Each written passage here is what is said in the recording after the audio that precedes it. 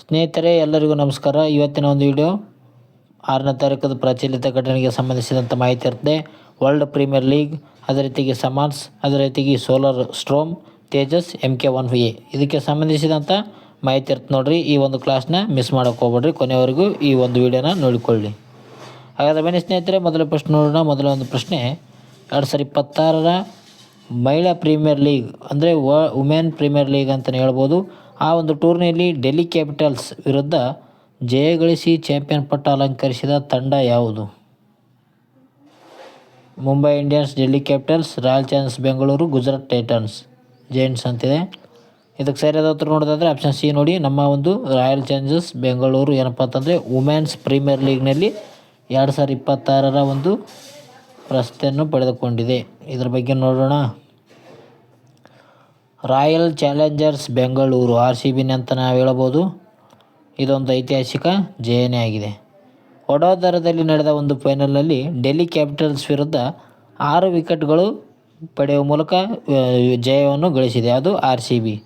ಇದು RCBಗೆ 2ನೇ WPL ಪ್ರಶಸ್ತಿ ಆಗಿದೆ ನೋಡಿ. ಅಂದರೆ 2ನೇ ಒಂದು ವುಮೆನ್ಸ್ ಪ್ರೀಮಿಯರ್ ಲೀಗ್ ಪ್ರಶಸ್ತಿ ಆಗಿದೆ. ಈ ಮೊದಲು 2024ರಲ್ಲಿ ಈ ಒಂದು ವುಮೆನ್ಸ್ ಪ್ರೀಮಿಯರ್ ಲೀಗ್ ಏನಂದರೆ ಒಂದು ಕ್ರಿಕೆಟ್ನಲ್ಲಿ ಗೆದ್ದಿತ್ತು RCB. ಈ ಒಂದು ದಾಖಲೆಯ ಚೇಸ್ ಕೂಡ ಆಗಿದೆ ಅಂತ ಹೇಳ್ಬೋದು. 204 ರನ್ಗಳ ಬೃಹತ್ ಮೊತ್ತವನ್ನು ಬೆನ್ನಟ್ಟಿ RCB ಗೆದ್ದಿದೆ. ಇದು WPL ಇತಿಹಾಸದಲ್ಲಿ ಅತ್ಯಧಿಕ ಯಶಸ್ವಿ ರನ್ ಚೇಸ್ ಅಂತ ಆಗಿದೆ ಅಂತಲೇ ಹೇಳ್ಬೋದಾಗಿದೆ ನೋಡಿ. ಅಂದರೆ 204 ರನ್ ಗಳಿಸುವ ಮೂಲಕ ಹೆಚ್ಚು ಗಳಿಸಿ ಗೆದ್ದಿದೆ. ನಾಯಕಿ ಆಟ ಕೂಡ ಆಗಿದೆ ನೋಡಿ. ತೀವ್ರ ಜ್ವರವಿದ್ದರೂ ಕೂಡ ನಾಯಕಿ ಸ್ಮೃತಿ ಮಂದಾನ ಅವರು 41 ಎಸೆತಗಳಲ್ಲಿ 87 ರನ್ಗಳನ್ನು ಗಳಿಸಿದ್ದಾರೆ. ಈ ಒಂದು ವುಮೆನ್ಸ್ ಪ್ರೀಮಿಯರ್ ಲೀಗ್ನ ನಾಯಕಿ ಯಾರಂದರೆ ಸ್ಮೃತಿ ಮಂದಾನ ನೋಡ್ರಿ. ಅದೇ ರೀತಿಯಾಗಿ RCB ಪುರುಷರ ತಂಡ 2025ರಲ್ಲಿ IPL ಗೆದ್ದಿತ್ತು ನೋಡ್ರಿ. ಈಗ ಮಹಿಳಾ ತಂಡ 2026ರ ಈ ಒಂದು WPL ಗೆದ್ದಿದೆ. ವುಮೆನ್ ಪ್ರೀಮಿಯರ್ ಲೀಗ್ನಲ್ಲಿ 2026ರಲ್ಲಿ RCB ಗೆದ್ದಿದೆ. 2025ರಲ್ಲಿ ಈ ಒಂದು ಪುರುಷರ ತಂಡ ಗೆದ್ದಿತ್ತು. ಇದರಲ್ಲಿ ಸ್ಟ್ಯಾಟಿಕ್ GK ಕೂಡ ಲಿಂಕ್ ಮಾಡಲಾಗಿದೆ ನೋಡಿ. ಸಾಮಾನ್ಯ ಜ್ಞಾನವನ್ನು ಆರೆಂಜ್ ಕ್ಯಾಪ್ ಪಡೆದಂಥ ವ್ಯಕ್ತಿ ಯಾರಂದರೆ ಸ್ಮೃತಿ ಮಂದಾನ ಅವರು ಪಡೆದುಕೊಂಡಿದ್ದಾರೆ. ಇದು 377 ರನ್ ಗಳಿಸುವ ಮೂಲಕ ಈ ಒಂದು ಕ್ಯಾಪನ್ನು ಪಡೆದುಕೊಂಡಿದ್ದಾರೆ. ಅದೇ ರೀತಿಯಾಗಿ ಪರ್ಪಲ್ ಕ್ಯಾಪ್ ಮೋಸ್ಟ್ ವಿಕೆಟ್ಸ್ ಅಂದರೆ ವಿಕೆಟ್ ಅತಿ ಹೆಚ್ಚು ವಿಕೆಟ್ ತೆಗೆದವರಿಗೆ ಈ ಒಂದು ಪರ್ಪಲ್ ಕ್ಯಾಪ್ ನೀಡಲಾಗ್ತದೆ. ಅದು ಪಡೆದಂಥ ವ್ಯಕ್ತಿ ಯಾರಂದರೆ ಸೋಫಿ ಡಿವೈನ್. ಇವರು ಗುಜರಾತ್ ಜೈಂಟ್ಸ್ನ ಒಂದು ಆಟಗಾರ್ತಿಯಾಗಿರ್ತಾರೆ. ಇವರು ಪರ್ಪಲ್ ಕ್ಯಾಪನ್ನು ಪಡೆದುಕೊಂಡಿದ್ದಾರೆ. ಪ್ಲೇಯರ್ ಆಫ್ ದ ಫೈನಲ್ ಅಂತ ಯಾರಂದರೆ ಸ್ಮೃತಿ ಮಂದಾನ ಅವರು ಪ್ಲೇಯರ್ ಆಫ್ ಫೈನಲ್ನಲ್ಲಿ ಆಗಿದ್ದಾರೆ ನೋಡ್ರಿ. ಆರೆಂಜ್ ಕ್ಯಾಪ್ ಯಾರಿಗೆ ನೀಡಲಾಗ್ತದೆ? ಅತಿ ಹೆಚ್ಚು ರನ್ ನೋಡಿದವರಿಗೆ ನೀಡಲಾಗ್ತದೆ. ಪರ್ಪಲ್ ಕ್ಯಾಪ್ ಯಾರಿಗೆ ನೀಡ್ತಾರೆ ಅಂದರೆ ಅತಿ ಹೆಚ್ಚು ವಿಕೆಟ್ ತೆಗೆದವರಿಗೆ ನೀಡ್ತಾರೆ ನೋಡ್ರಿ.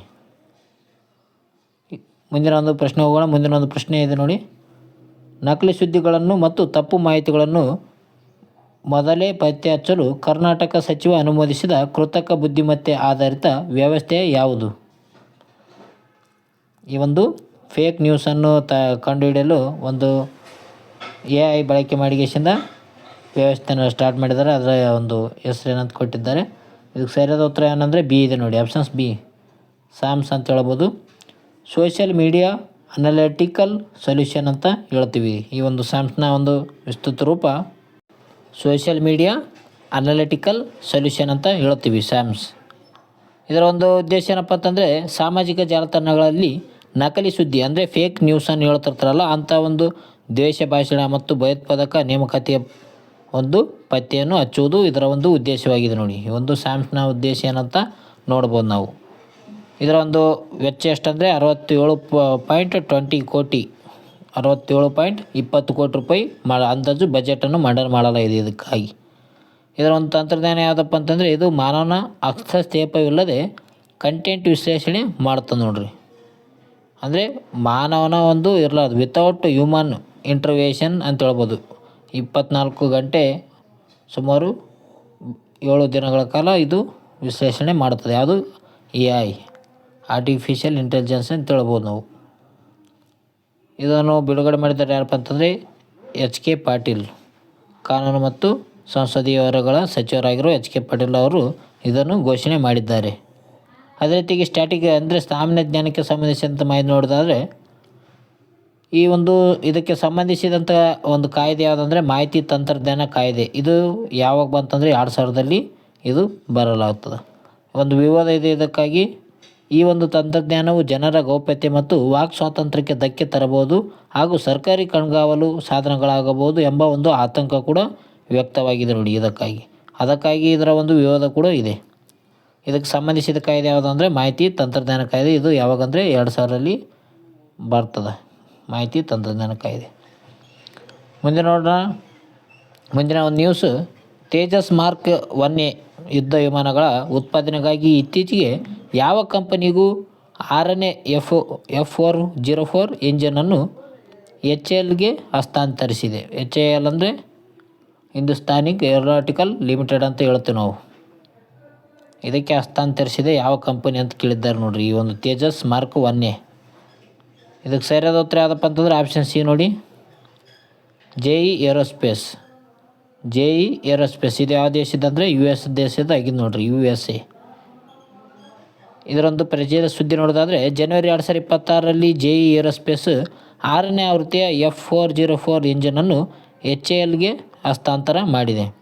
ಇದರ ಒಂದು ಒಪ್ಪಂದ ಯಾವಾಗೈತಂದರೆ 2021ರಲ್ಲಿ 99 ಇಂಜಿನ್ಗಳಿಗಾಗಿ 716 ಮಿಲಿಯನ್ಗಳಷ್ಟು ಒಪ್ಪಂದ ಮಾಡಿಕೊಳ್ಳಿತ್ತು. ಈ ಒಂದು 716 ಮಿಲಿಯನ್ ಅಂದರೆ ಎಷ್ಟಪ್ಪ ಅಂತಂದರೆ ಸುಮಾರು 5375 ಕೋಟಿ ರೂಪಾಯಿ ಆಗಿರುತ್ತೆ ನೋಡ್ರಿ ನಮ್ಮ ಒಂದು ಭಾರತದ ಕರೆನ್ಸಿ ಪ್ರಕಾರ. ಈ ಒಂದು ಒಪ್ಪಂದವನ್ನು 2021ರಲ್ಲಿ ಮಾಡಿಕೊಂಡಿರ್ತಾರೆ. ಇದರ ಒಟ್ಟು ಗುರಿ ಏನಪ್ಪ ಅಂತಂದರೆ ಮಾರ್ಚ್ 2026 ಅಂತ್ಯದ ವೇಳೆಗೆ 5 ತೇಜಸ್ ಮಾರ್ಕ್ 1A ವಿಮಾನಗಳನ್ನು ವಾಯುಪಡೆಗೆ ನೀಡಲು HAL ಸಜ್ಜಾಗಿದೆ. ಈ ಒಂದು ಮಾರ್ಚ್ನ ತಿಂಗಳಿನಲ್ಲಿ 5 HAL 1A ಮಾರ್ಚ್ ತಿಂಗಳಲ್ಲಿ ಏನಪ್ಪ ಅಷ್ಟಂದರೆ 5 HALನಿಂದ ಅಂದರೆ ಹಿಂದೂಸ್ತಾನಿಕ್ ಏರೋನಾಟಿಕಲ್ ಲಿಮಿಟೆಡ್ನಿಂದ ಈ ಒಂದು ಮಾರ್ಕ್ ತೇಜಸ್ ಏನಿದೆ ಆ ಒಂದು ತೇಜಸ್ ವಿಮಾನಗಳನ್ನು ನೀಡಲಾಗ್ತದೆ ನೋಡಿರಿ.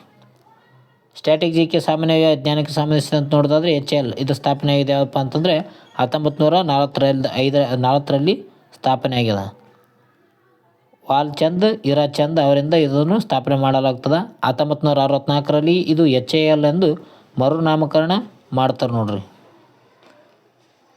LCA ಅಂದರೆ ಏನಪ್ಪ ಅಂತಂದರೆ ಲೈಟ್ ಕಾಂಬ್ಯಾಟ್ ಏರ್ಕ್ರಾಫ್ಟ್ ಅಂತ ಹೇಳ್ತೀವಿ, ಲಘು ಯುದ್ಧ ವಿಮಾನವನ್ನು ಅಂತ ಕರೆಯುತ್ತಾರೆ. LCM ಅಂದರೆ ಲೈಟ್ ಕಾಂಬ್ಯಾಕ್ಟ್ ಏರ್ಕ್ರಾಫ್ಟ್.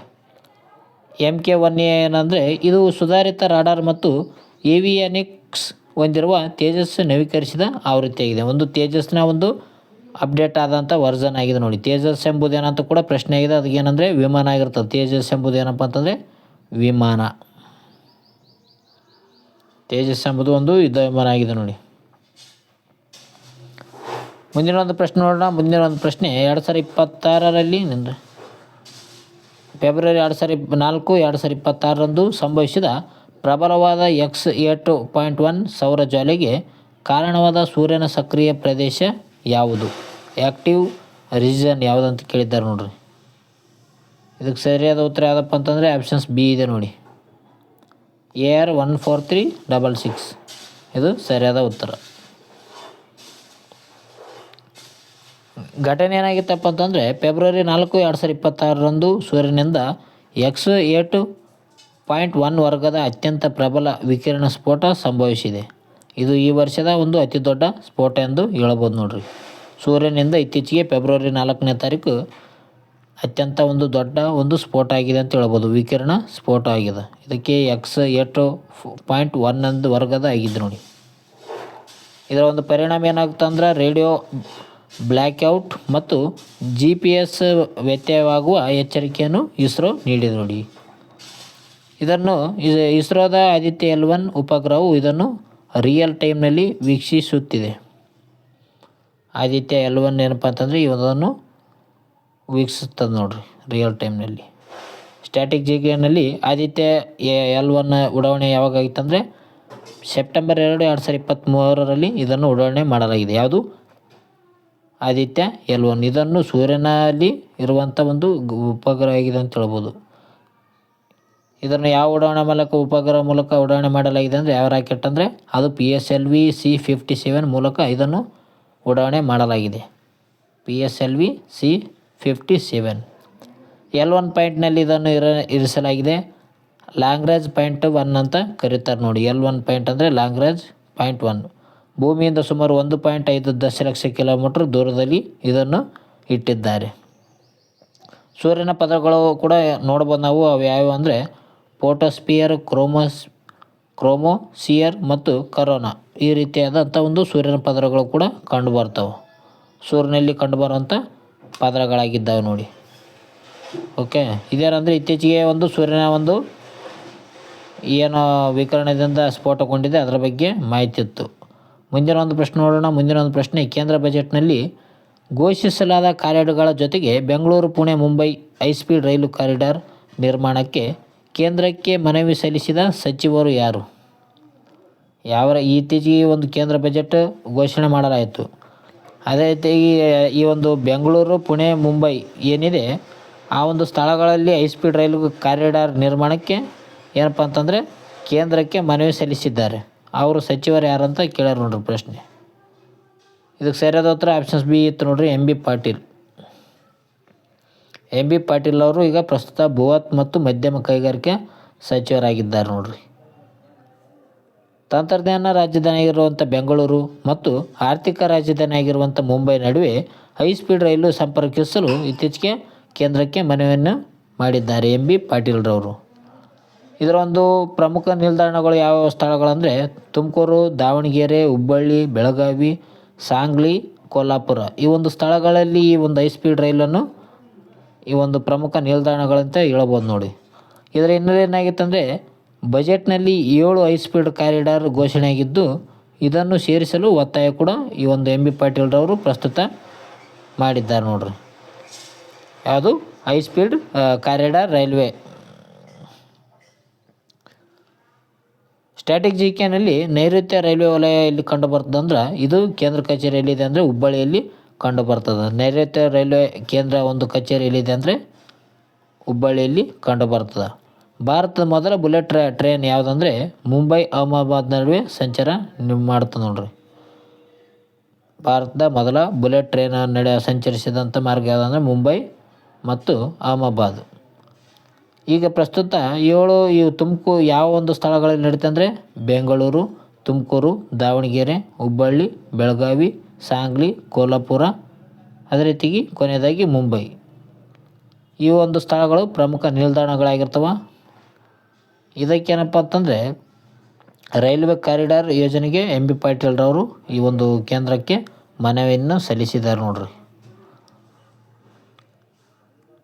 ಮುಂದಿನೊಂದು ಮಾಹಿತಿಯನ್ನು ನೋಡೋಣ. ಮುಂದಿನೊಂದು ಮಾಹಿತಿ, ಚಾರು ವಸಂತ ಮಹಾಕಾವ್ಯವನ್ನು ರಚಿಸಿದ ಜೈನ ಸಾಹಿತ್ಯದ ಪ್ರಮುಖ ವಿದ್ವಾಂಸರಾದ ಹಂಪನ ಅವರು ಪೂರ್ಣ ಹೆಸರೇನು? ಹಂಪನ ಅವರ ಪೂರ್ಣ ಹೆಸರು ಕೇಳಿದ ನೋಡ್ರಿ. ಇದಕ್ಕೆ ಸರಿಯಾದ ಉತ್ತರ ನೋಡೋದಾದರೆ ಆಪ್ಷನ್ ಸಿ ಹಂಪನ ನಾಗರಾಜಯ್ಯ. ಇದರ ಮಾಹಿತಿಯನ್ನು ನೋಡೋಣ. ಆಪ್ಷನ್ ಸಿ ಹಂಪ ನಾಗರಾಜಯ್ಯ ಇವರ ಪೂರ್ಣ ಹೆಸರು. ಇವರ ಒಂದು ಪರಿಚಯ ನೋಡೋದಾದರೆ ಕನ್ನಡ ಸಾಹಿತ್ಯ ಮತ್ತು ಜೈನ ಧರ್ಮದ ಪ್ರಮುಖ ವಿದ್ವಾಂಸರಾಗಿದ್ದಾರೆ. ಇವರ ಒಂದು ಜನ್ಮ 1936ರಲ್ಲಿ ನಡೀತದೆ ನೋಡ್ರಿ. ಹಂಪ ಸಂದರ್ಭದಲ್ಲಿ ಇವರ ಜನನವಾಗುತ್ತದೆ. ಪ್ರಮುಖ ಕೃತಿಗಳು ಯಾವುವು ಅಂದರೆ ಚಾರು ವಸಂತ ಮಹಾಕಾವ್ಯವಾಗಿದೆ, ಚಾರುದತ್ ಮತ್ತು ವಸಂತ ಸೇನೆಯ ಪ್ರೇಮ ಕಥೆ ಇವು ಆಗಿವೆ. ಇದು ಹಲವು ಭಾಷೆಗಳಿಗೆ ಅನುವಾದ ಕೂಡ ಆಗಿದೆ ನೋಡಿ. ಈ ಒಂದು ವಸಂತ ಏನಿದೆ ಪ್ರೇಮ ಕಥೆ ಇದು ಹಲವು ಭಾಷೆಗಳಿಗೆ ಅನುವಾದ ಮಾಡಿದ್ದಾರೆ. ಅದೇ ರೀತಿಯಾಗಿ ಇವರ ಒಂದು ಹುದ್ದೆ ಏನಂದರೆ ಕನ್ನಡ ಸಾಹಿತ್ಯ ಪರಿಷತ್ನಲ್ಲಿ ಅಧ್ಯಕ್ಷರಾಗಿ ಸೇವೆಯನ್ನು ಸಲ್ಲಿಸಿದ್ದಾರೆ. 1978ರಿಂದ 1986ವರೆಗೂ ಈ ಒಂದು ಹಂಪ ನಾಗರಾಜಯ್ಯ ಅವರು ಏನು ಮಾಡಿದ್ದಾರೆ ಅಂದರೆ ಸೇವೆಯನ್ನು ಸಲ್ಲಿಸಿದ್ದಾರೆ. ನಾಡೋಜ ಪ್ರಶಸ್ತಿ ಅವರು ಕೂಡ ಪಡೆದುಕೊಂಡಿದ್ದಾರೆ ನೋಡ್ರಿ. ಹಂಪ ನಾಗರಾಜಯ್ಯ ಅವರು ನಾಡೋಜ ಪ್ರಶಸ್ತಿ ಅವರು ಕೂಡ ಪಡೆದುಕೊಂಡಿದ್ದಾರೆ. ಸಾಮಾನ್ಯ ಜಿಕೆ ನೋಡೋದಾದರೆ ಪಂಪ ಪ್ರಶಸ್ತಿ 2016ರಲ್ಲಿ ಇದು ಮಾಡಿದೆ ನೋಡ್ರಿ. ಪಂಪ ಪ್ರಶಸ್ತಿ 2016ರಲ್ಲಿ ನೀಡಲಾಗಿದೆ. ಕರ್ನಾಟಕ ಸರ್ಕಾರದ ಅತ್ಯುನ್ನತ ಸಾಹಿತ್ಯ ಪ್ರಶಸ್ತಿ ಇವರಿಗೆ ಲಭಿಸಿದೆ ಅಂತ ಹೇಳಬಹುದು ನಾವು. ಇದರ ವಿಶೇಷತೆ ಲಂಡನ್ ಮತ್ತು ಫ್ಲೋರಿಡಾ ವಿಶ್ವವಿದ್ಯಾಲಯಗಳಲ್ಲಿ ಸಂದರ್ಶನ ಪ್ರಾಧ್ಯಾಪಕರಾಗಿ ಸೇವೆಯನ್ನು ಸಲ್ಲಿಸಿದ್ದಾರೆ ಈ ಒಂದು ಹಂಪ ವಸಂತ ಅವರು. ಇದೇನಪ್ಪ ಅಂತಂದರೆ ಈ ಹಂಪನ ಅವರ ಒಂದು ಸಂಬಂಧಿಸಿದಂಥ ಮಾಹಿತಿ ಆಗಿತ್ತು ನೋಡ್ರಿ. ಹಂಪ ವಸಂತ ಅವರು. ಅವರ ಪುಸ್ತಕಗಳ ಬಗ್ಗೆ ಕೇಳ್ಬೋದು ನೋಡ್ರಿ. ಚಾರುದತ್ ಮತ್ತು ವಸಂತ ಸೇನ್ ಪ್ರೇಮ ಕಥೆ ಅವರ ಒಂದು ಪುಸ್ತಕಗಳಾಗಿವೆ. ಚಾರು ವಸಂತ ಅವರು ಮಹಾಕಾವ್ಯವಾಗಿದೆ, ಅದನ್ನು ಪಬ್ಲಿಷ್ ಮಾಡಿದ್ದಾರೆ. ಮುಂದಿನ ಒಂದು ಒನ್ಲೈನರ್ಸ್ ಇದ್ದಾರೆ ನೋಡ್ರಿ. ನವರೋಜ ಕೌರ್ ಸಿಂಧು ಅವರನ್ನು ಪಕ್ಷ ವಿರೋಧಿ ಚಳವಳಿಗಾಗಿ ಉಚ್ಚಾಟಿಸಲಾಗಿದೆ. ಹಕ್ಕಿ ಜ್ವರ, ಬ್ಲಡ್ ಫ್ಲೂ ಅಂತ ಹೇಳ್ಬೋದು. ಚೆನ್ನೈನಲ್ಲಿ ಕಾಗೆಗಳ ಸಾಮೂಹಿಕ ಸಾವಿಗೆ H5N1 ಹಕ್ಕಿ ಜ್ವರ ಕಾರಣ ಎಂದು ದೃಢಪಟ್ಟಿದೆ. H5N1 ಏನಂತ ಕೇಳಿದರೆ ಅದು ಹಕ್ಕಿ ಜ್ವರ ಆಗಿದೆ ನೋಡಿ. H1N1 ಅಂದರೆ ಹಂದಿ ಜ್ವರ. ಅಂತಾರಾಷ್ಟ್ರೀಯ ತನಿಖೆ. ಜೆಫ್ರಿ ಎಪ್ಸ್ಟೈನ್ ಪ್ರಕರಣಕ್ಕೆ ಸಂಬಂಧಿಸಿದಂತೆ ನಾರ್ವೆಯ ಮಾಜಿ ಪ್ರಧಾನಿ ಥೋರ್ಬಾಲ್ಡ್ಜೋನ್ ಜಾಂಡೋಡ್ ಅವರನ್ನು ತನಿಖೆಗೆ ಒಳಪಡಿಸಲಾಗಿದೆ ನೋಡಿ. ನಾರ್ವೆದ ಒಂದು ಮಾಜಿ ಪ್ರಧಾನಿ ಆಗಿದ್ದಾರೆ ನೋಡ್ರಿ ಈ ಒಂದು ಥೋರ್ಬಾಲ್ಡ್ಜೋನ್ ಜಾಂಗ್ಯಾಡ್ ಅವರನ್ನು. ಅದೇ ರೀತಿಯಾಗಿ ವಿಮಾನ ದೋಷ. ಏರ್ ಇಂಡಿಯಾದ ಸಮೂಹದ 72% ವಿಮಾನಗಳಲ್ಲಿ ಮರುಕಳಿಸುವ ದೋಷಗಳಿರುವುದರಿಂದ ಸರ್ಕಾರಿ ಡೇಟಾದಿಂದ ಬಹಿರಂಗವಾಗಿ ದೃಢಪಡಲಾಗಿದೆ. ಈ ವಿಮಾನಗಳಲ್ಲಿ ದೋಷ ಉಂಟಾಗಿದೆ ಅಂತ ಸರ್ಕಾರ ಡೇಟಾದಿಂದ ಬಹಿರಂಗವಾಗಿಲ್ಲ ನೋಡ್ರಿ. 72% ವಿಮಾನಗಳಲ್ಲಿ ದೋಷಗಳಿದೆ ಅಂತ ಹೇಳಲಾಗಿದೆ. ಇದೇನಪ್ಪ ಅಂತಂದರೆ 6ನೇ ತಾರೀಕು ನಡೆದಂಥ ಪ್ರಮುಖ ಘಟನೆ ಆಗಿದೆ ನೋಡಿ. ಈ ಒಂದು ವಿಡಿಯೋ ಪ್ರಮುಖ ಮಾಹಿತಿಗಳನ್ನು ಹೊಂದಿತ್ತು. ಇಷ್ಟ ಆಗಿತ್ತಂದರೆ ಬೇಗನೆ ಲೈಕ್ ಬಟನ್ ಪ್ರೆಸ್ ಮಾಡಿ. ಅದೇ ರೀತಿಯಾಗಿ ನಿಮ್ಮ ಸ್ನೇಹಿತರಿಗೂ ಶೇರ್ ಮಾಡಿ. ನಿಮ್ಮ ಒಂದು ಪ್ರಶ್ನೆಗಳಿಗೆ ಕಮೆಂಟ್ನಲ್ಲಿ ತಿಳಿಸಿ. ಈ ಒಂದು ವಿಡಿಯೋ ಯಾವ ರೀತಿಯಾಗಿ ಮೂಡಿ ಬಂದಿದೆ ಅಂತ ಕಮೆಂಟ್ನಲ್ಲಿ ತಿಳಿಸಿ. ವಿಡಿಯೋ ಎಷ್ಟಾಯ್ತು ಅಂದರೆ ಸೂಪರ್ ಅಂತ ಕಮೆಂಟ್ ಹಾಕಿ. ಈ ಒಂದು ವಿಡಿಯೋ ಚೆನ್ನಾಗಿತ್ತಂದರೆ ಸೂಪರ್ ಅಂತ ಕಮೆಂಟ್ ಹಾಕಿ. ಮುಂದಿನ ಒಂದು ವಿಡಿಯೋದಲ್ಲಿ ಸಿಗೋಣ. ಓಕೆ. ಪರೀಕ್ಷೆ ತಯಾರಿಗಾಗಿ ನಿರಂತರ ವಿಡಿಯೋಗಳನ್ನು ಪಡೆಯಲು KS ಟ್ಯುಟೋರಿಯಲ್ ಚಾನಲನ್ನು ಸಬ್ಸ್ಕ್ರೈಬ್ ಮಾಡಿ. ಓಕೆ ಫ್ರೆಂಡ್ಸ್, ಮುಂದಿನ ವಿಡಿಯೋದಲ್ಲಿ ಸಿಗೋಣ. ನಿಮಗೊಂದು ಈ ಒಂದು ವಿಡಿಯೋ ಇಷ್ಟ ಆಯ್ತು ಅಂದರೆ ಬೇಗನೆ ಸಬ್ಸ್ಕ್ರೈಬ್ ಬಟನ್ ಪ್ರೆಸ್ ಮಾಡಿ. ಅದೇ ರೀತಿಯಾಗಿ ಲೈಕ್ ಕೂಡ ಪ್ರೆಸ್ ಮಾಡಿ. ಕಮೆಂಟ್ನಲ್ಲಿ ಕೂಡ ಈ ಒಂದು ನಿಮ್ಮ ಅನಿಸಿಕೆಗಳನ್ನು ತಿಳಿಸಿ ಫ್ರೆಂಡ್ಸ್. ಮುಂದಿನ ವಿಡಿಯೋದಲ್ಲಿ ಸಿಗೋಣ. ಟೇಕ್ ಕೇರ್ ಫ್ರೆಂಡ್ಸ್, ಬಾಯ್.